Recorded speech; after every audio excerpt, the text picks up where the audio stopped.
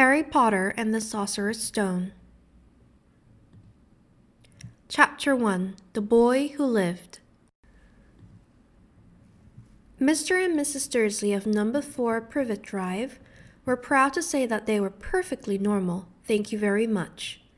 They were the last people you'd expect to be involved in anything strange or mysterious because they just didn't hold with such nonsense. Mr. Dursley was a director of a firm called Grunnings, which made drills. He was a big, beefy man with hardly any neck, although he did have a large mustache. Mrs. Dursley was thin and blonde and had nearly twice the usual amount of neck, which came in very useful as she spent so much of her time craning over garden fences, spying on the neighbors. The Dursleys had a small son called Dudley, and in their opinion, there was no finer boy anywhere. The Dursleys had everything they wanted, but they also had a secret, and their greatest fear was that somebody would discover it. They didn't think they could bear it if anyone found out about the Potters. Mrs. Potter was Mrs. Dursley's sister, but they hadn't met for several years. In fact, Mrs. Dursley pretended she didn't have a sister because her sister and her good-for-nothing husband were as un-Dursleyish as it was possible to be. The Dursleys shuddered to think what the neighbors would say if the Potters arrived in the street. The Dursleys knew that the Potters had a small son too, but they had never even seen him. This boy was another good reason for keeping the Potters away. They didn't want Dudley mixing with a child like that. When Mr. and Mrs. Dursley woke up on the dull gray Tuesday, our story starts. There was nothing about the cloudy sky outside to suggest that strange and mysterious things would soon be happening all over the country. Mr. Dursley hummed as he picked out his most boring tie for work, and Mrs. Dursley gossiped away happily as she wrestled a screaming Dudley into his high chair. None of them noticed a large tawny owl flutter past the window. At 8:30, Mr. Dursley picked up his briefcase, pecked Mrs. Dursley on the cheek, and tried to kiss Dudley goodbye but missed, because Dudley was now having a tantrum and throwing his cereal at the walls. "Little tyke," chortled Mr. Dursley as he left the house. He got into his car and backed out of number 4's drive. It was on the corner of the street that he noticed the first sign of something peculiar, a cat reading a map. For a second, Mr. Dursley didn't realize what he had seen, then he jerked his head around to look again. There was a tabby cat standing on the corner of Privet Drive, but there wasn't a map in sight. What could he have been thinking of? It must have been a trick of the light. Mr. Dursley blinked and stared at the cat. It stared back. As Mr. Dursley drove around the corner and up the road, he watched the cat in his mirror. It was now reading the sign that said Privet Drive. No, looking at the sign. Cats couldn't read maps or signs. Mr. Dursley gave himself a little shake and put the cat out of his mind.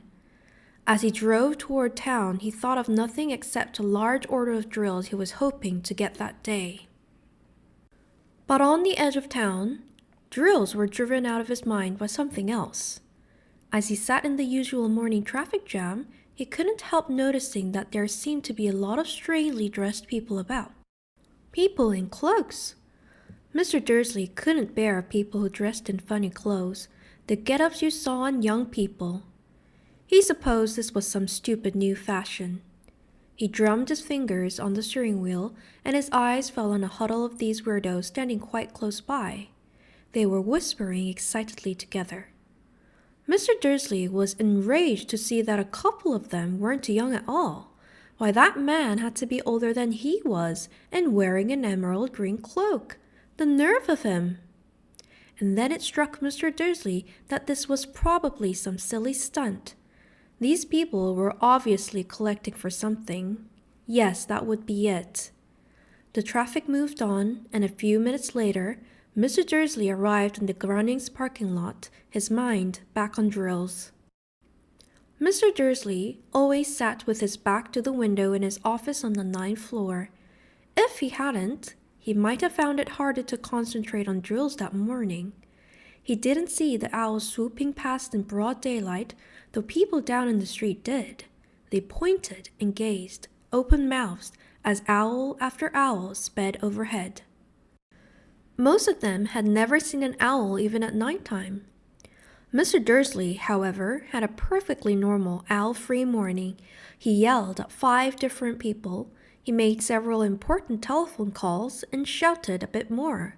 He was in a very good mood until lunchtime, when he thought he'd stretch his legs and walk across the road to buy himself a bun from the bakery. He'd forgotten all about the people in cloaks until he passed a group of them next to the baker's. He eyed them angrily as he passed. He didn't know why, but they made him uneasy. This bunch were whispering excitedly too, and he couldn't see a single collecting tin. It was on his way back past them, clutching a large donut in a bag, that he caught a few words of what they were saying. "The Potters, that's right, that's what I heard, yes, their son Harry." Mr. Dursley stopped dead. Fear flooded him. He looked back at the whisperers as if he wanted to say something to them, but thought better of it.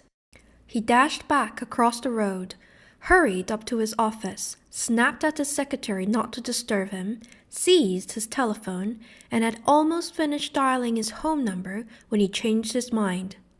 He put the receiver back down and stroked his mustache, thinking, no, he was being stupid. Potter wasn't such an unusual name. He was sure there were lots of people called Potter who had a son called Harry. Come to think of it, he wasn't even sure his nephew was called Harry. He'd never even seen the boy. It might have been Harvey or Harold. There was no point in worrying Mrs. Dursley. She always got so upset at any mention of her sister. He didn't blame her if he'd had a sister like that. But all the same, those people in cloaks. He found it a lot harder to concentrate on drills that afternoon, and when he left the building at 5 o'clock, he was still so worried that he walked straight into someone just outside the door. "Sorry," he grunted, as a tiny old man stumbled and almost fell. It was a few seconds before Mr. Dursley realized that the man was wearing a violet cloak. He didn't seem at all upset at being almost knocked to the ground. On the contrary, his face split into a wide smile, and he said in a squeaky voice that made passers-by stare, "Don't be sorry, my dear sir, for nothing could accept me today. Rejoice, for you know who has gone at last. Even muggles like yourself should be celebrating this happy, happy day." And the old man hugged Mr. Dursley around the middle and walked off. Mr. Dursley stood rooted to the spot. He had been hugged by a complete stranger. He also thought he had been called a muggle, whatever that was. He was rattled. He hurried to his car and set off for home, hoping he was imagining things, which he had never hoped before because he didn't approve of imagination. As he pulled into the driveway of number 4, the first thing he saw, and it didn't improve his mood, was a tabby cat he spotted that morning. It was now sitting on his garden wall. He was sure it was the same one. It had the same markings around its eyes. "Shoo!" said Mr. Dursley loudly. The cat didn't move. It just gave him a stern look. Was this normal cat behavior? Mr. Dursley wondered. Trying to pull himself together, he let himself into the house. He was still determined not to mention anything to his wife. Mrs. Dursley had had a nice normal day. She told him over dinner all about Mrs. Next Door's problems with her daughter and how Dudley had learned a new word, won't. Mr. Dursley tried to act normally. When Dudley had been put to bed, he went into the living room in time to catch the last report on the evening news. And finally, bird watchers everywhere have reported that the nation's owls have been behaving very unusually today. Although owls normally hunt at night and are hardly ever seen in daylight, there have been hundreds of sightings of these birds flying in every direction since sunrise. Experts are unable to explain why the owls have suddenly changed their sleeping pattern. The newscaster allowed himself a grin. Most mysterious, and now over to Jim McGuffin with the weather. Going to be any more showers of owls tonight, Jim? Well, Ted, said the weatherman, I don't know about that, but it's not only the owls that have been acting oddly today. Viewers as far as Kent, Yorkshire, and Dundee have been phoning in to tell me that instead of the rain I promised yesterday, they've had a downpour of shooting stars. Perhaps people have been celebrating bonfire night early. It's not until next week, folks, but I can promise a wet night tonight. Mr. Dursley sat frozen in his armchair. Shooting stars all over Britain?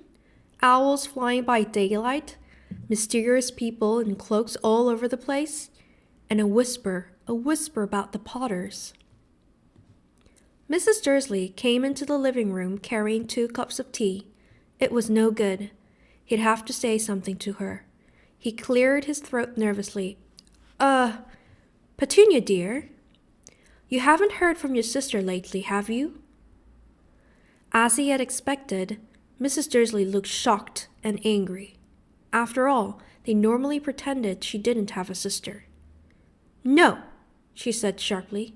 Why? Funny stuff on the news, Mr. Dursley mumbled. Owls, shooting stars, and there were a lot of funny-looking people in town today. So? Snapped Mrs. Dursley. Well, I just thought maybe it was something to do with, her crowd. Mrs. Dursley sipped her tea through pursed lips. Mr. Dursley wondered whether he dared tell her he'd heard the name Potter. He decided he didn't dare. Instead, he said, as casually as he could, their son.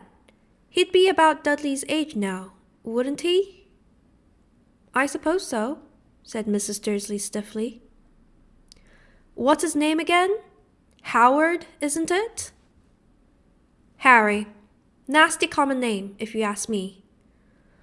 Oh, yes, said Mr. Dursley, his heart sinking horribly.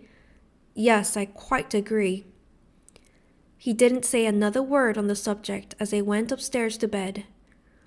While Mrs. Dursley was in the bathroom, Mrs. Dursley crept to the bedroom window and peered down into the front garden. The cat was still there. It was staring down Privet Drive as though it was waiting for something. Was he imagining things? Could all this have something to do with the Potters? If it did, if it got out that they were related to a pair of, well, he didn't think he could bear it. The Dursleys got into bed. Mrs. Dursley fell asleep quickly, but Mr. Dursley lay awake, turning it all over in his mind. His last comforting thought before he fell asleep was that even if the Potters were involved, there was no reason for them to come near him and Mrs. Dursley. The Potters knew very well what he and Petunia thought about them and their kind. He couldn't see how he and Petunia could get mixed up in anything that might be going on. He yawned and turned over. It couldn't affect them. How very wrong he was. Mr. Dursley might have been drifting into an uneasy sleep, but the cat on the wall outside was showing no signs of sleepiness. It was sitting as still as a statue, its eyes fixed unblinkingly on the far corner of Privet Drive. It didn't so much as quiver when a car door slammed on the next street, nor when 2 owls swooped overhead. In fact, it was nearly midnight before the cat moved at all. A man appeared on the corner the cat had been watching, appeared so suddenly and silently you'd have thought he'd just popped out of the ground.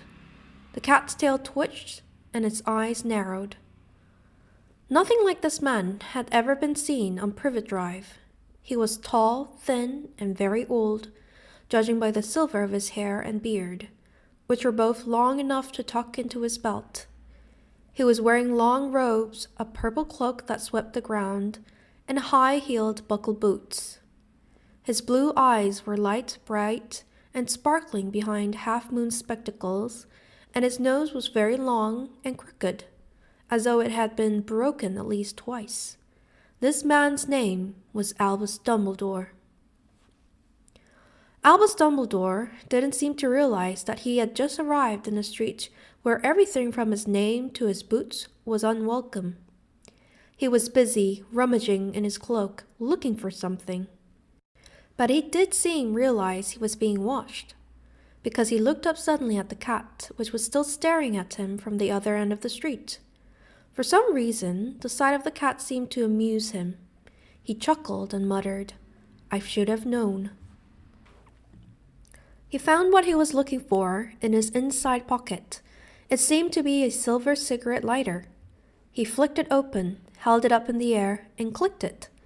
The nearest street lamp went out with a little pop. He clicked it again. The next lamp flickered into darkness.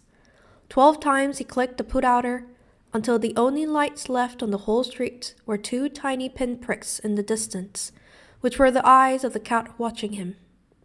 If anyone looked out of their window now, even beady-eyed Mrs. Dursley, they wouldn't be able to see anything that was happening down on the pavement. Dumbledore slipped the put-outer back into his cloak and set off down the street toward number 4, where he sat down on the wall next to the cat. He didn't look at it, but after a moment he spoke to it. "Fancy seeing you here, Professor McGonagall." He turned to smile at the tabby, but it had gone.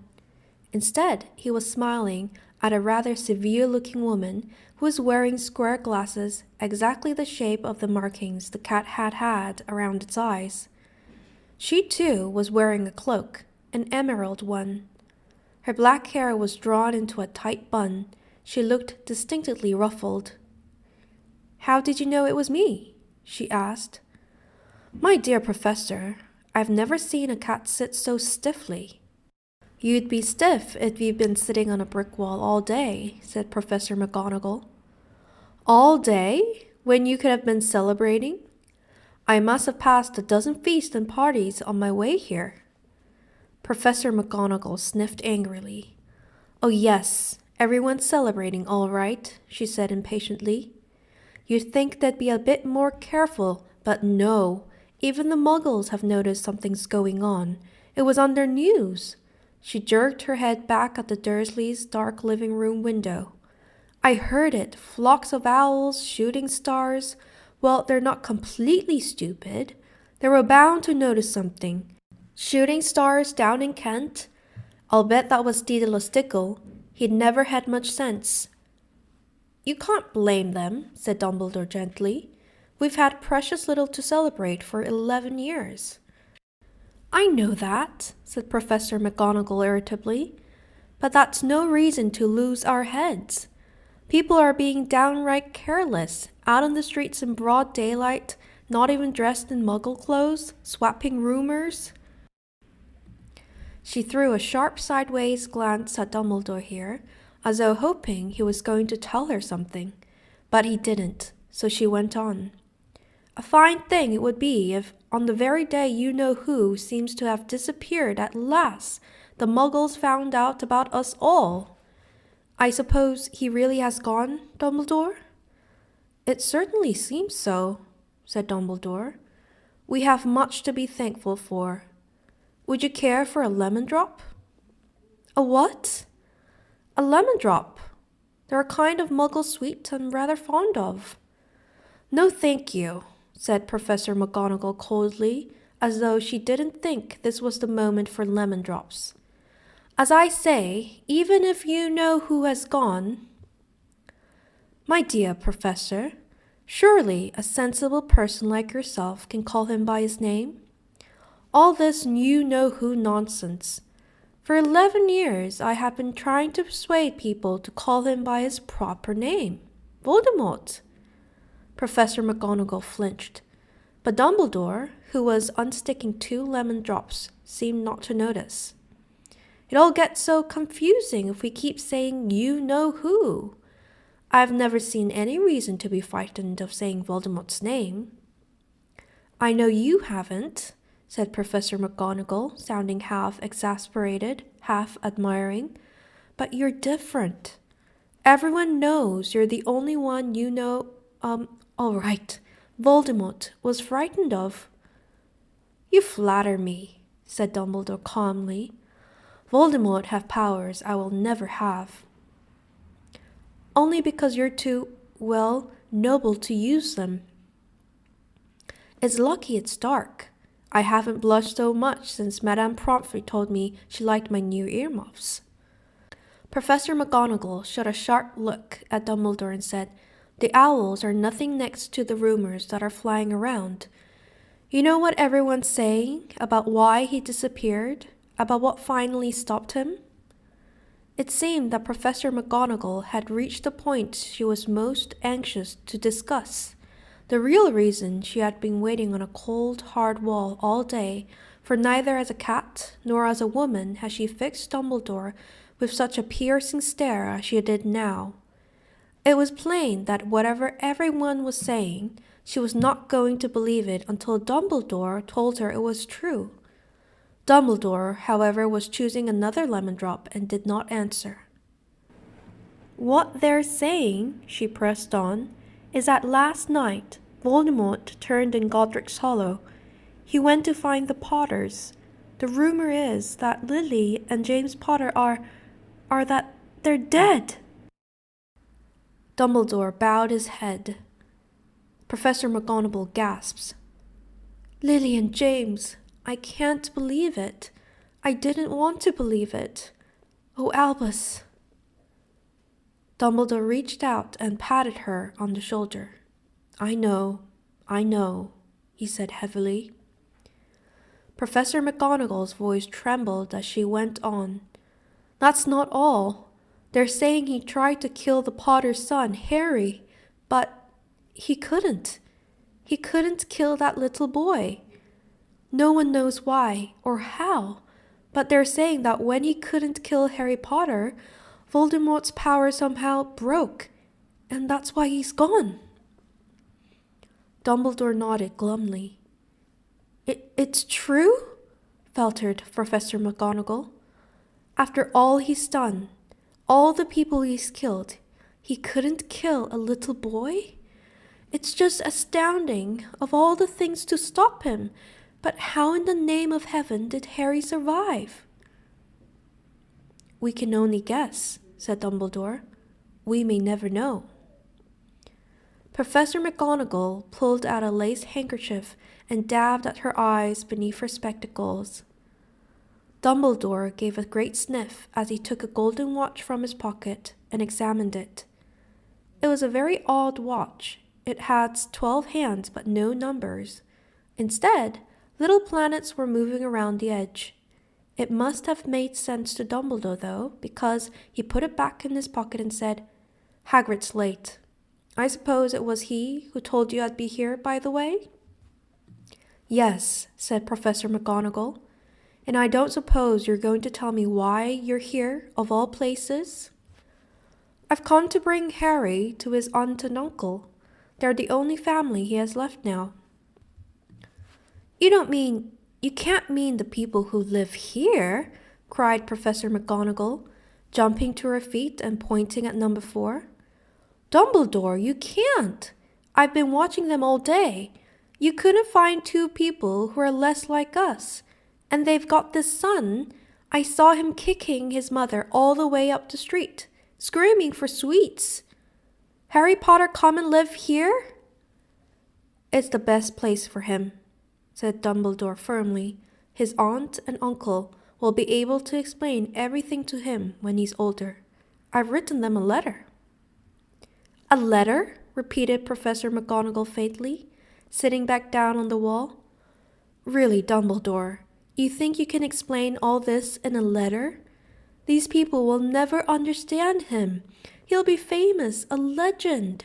I wouldn't be surprised if today was known for a Harry Potter Day in the future. There will be books written about Harry. Every child in our world will know his name. Exactly, said Dumbledore, looking very seriously over the top of his half-moon glasses. It would be enough to turn any boy's head. Famous before he can walk and talk. Famous for something he won't even remember. Can't you see how much better off he'll be growing up away from all that until he's ready to take it? Professor McGonagall opened her mouth, changed her mind, swallowed, and then said, Yes, you're right, of course. But how is the boy getting here, Dumbledore? She eyed his cloak suddenly, as though she thought he might be hiding Harry underneath it. Hagrid's bringing him. You think it wise to trust Hagrid with something as important as this? I would trust Hagrid with my life, said Dumbledore. I'm not saying his heart isn't in the right place, said Professor McGonagall grudgingly, but you can't pretend he's not careless. He does tend to... What was that? A low rumbling sound had broken the silence around them. It grew steadily louder as they looked up and down the street for some sign of a headlight. It swelled to a roar as they both looked up at the sky, and a huge motorcycle fell out of the air and landed on the road in front of them. If the motorcycle was huge, it was nothing to the man sitting astride it. He was almost twice as tall as a normal man and at least 5 times as wide. He looked simply too big to be allowed and so wild. Long tangles of bushy black hair and a beard hid most of his face. He had hands the size of trash can lids, and his feet in their leather boots were like baby dolphins. In his vast, muscular arms, he was holding a bundle of blankets. Hagrid, said Dumbledore, sounding relieved. At last. And where did you get that motorcycle? Borrowed it, Professor Dumbledore. Sit, said the giant, climbing carefully off the motorcycle as he spoke. Young Sirius Black lent it to me. I've got him, sir. No problems, were there? No, sir. House was almost destroyed, but I got him out all right before the muggles started swarming round. He fell asleep as we were flying over Bristol. Dumbledore and Professor McGonagall bent forward over the bundle of blankets. Inside, just visible, was a baby boy, fast asleep. Under a tuft of jet black hair over his forehead, they could see a curiously shaped cut, like a bolt of lightning. Is that where? Whispered Professor McGonagall. Yes, said Dumbledore. He'll have that scar forever. Couldn't you do something about it, Dumbledore? Even if I could, I wouldn't. Scars can come in handy. I have one myself above my left knee that is a perfect nap of the London Underground. Well, give him here, Hagrid. We'd better get this over with. Dumbledore took Harry in his arms and turned toward the Dursleys' house. Could I say goodbye to him, sir? Asked Hagrid. He bent his great shaggy head over Harry and gave him what must have been a very scratchy, whiskery kiss. Then, suddenly, Hagrid let out a howl like a wounded dog. Shh! Hissed Professor McGonagall. You'll wake the muggles. Sorry, sobbed Hagrid, taking out a large spotted handkerchief and burying his face in it. But I can't stand it. Lily and James dead, and poor little Harry off to live with muggles. Yes, it's all very sad, but get a grip on yourself, Hagrid, or we'll be found, Professor McGonagall whispered, petting Hagrid gingerly on the arms, as Dumbledore stepped over the low garden wall and walked to the front door. He laid Harry gently on the doorstep, took a letter out of his cloak, tucked it inside Harry's blankets, and then came back to the other two. For a full minute, the 3 of them stood and looked at the little bundle. Hagrid's shoulders shook. Professor McGonagall blinked furiously, and the twinkling light that usually shone from Dumbledore's eyes seemed to have gone out. Well, said Dumbledore finally, that's that. We've no business staying here. We may as well go and join the celebrations. Yeah, said Hagrid in a very muffled voice. I'll be taking Sirius his bite back. Good night, Professor McGonagall, Professor Dumbledore, sir. Wiping his streaming eyes on his jacket sleeve, Hagrid swung himself on the motorcycle and kicked the engine to life. With a roar, it rose into the air and off into the night. "I shall see you soon, I expect, Professor McGonagall," said Dumbledore, nodding to her. Professor McGonagall blew her nose in reply. Dumbledore turned and walked back down the street. On the corner, he stopped and took out the silver put-outer. He clicked it once, and 12 balls of light sped back to their street lamps, so that Privet Drive glowed suddenly orange, and he could make out a tabby cat slinking around the corner at the other end of the street. He could just see the bundle of blankets on the step of number 4. "Good luck, Harry," he murmured. He turned on his heel, and with a swish of his cloak, he was gone. A breeze ruffled the neat hedges of Privet Drive, which lay silent and tidy under the inky sky, the very last place you would expect astonishing things to happen. Harry Potter rolled over inside his blankets without waking up. One small hand closed on the letter beside him, and he slept on, not knowing he was special, not knowing he was famous, not knowing he would be woken in a few hours' time by Mrs. Dursley's scream as she opened the front door to put out the milk bottles, nor that he would spend the next few weeks being prodded and pinched by his cousin Dudley. He couldn't know that at this very moment, people meeting in secret all over the country were holding up their glasses and saying in hushed voices, "To Harry Potter, the boy who lived."